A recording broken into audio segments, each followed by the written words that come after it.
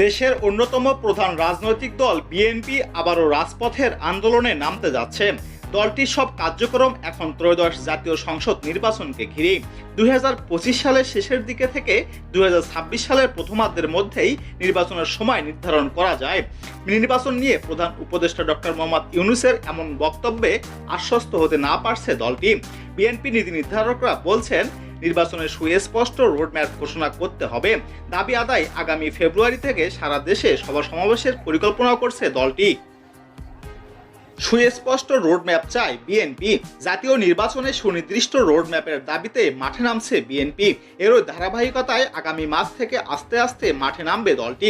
জানুয়ারির মধ্যে সরকারের পক্ষ থেকে কোনো ঘোষণা না পেলে ফেব্রুয়ারি থেকে সারা দেশে সভা সমাবেশের পরিকল্পনা করছে দলটি। উদ্দেশ্য গণতান্ত্রিক ধারা অব্যাহত রাখার লক্ষ্যেই চাপ সৃষ্টি করে সরকারকে নির্বাচনের পথে রাখা। বিএনপি নেতারা মনে করছেন, দ্রুত নির্বাচিত সরকার গঠন করা না গেলে দেশে বিদেশি নানা ষড়যন্ত্রে দেশের সার্বিক পরিস্থিতি খারাপের দিকে যাবে।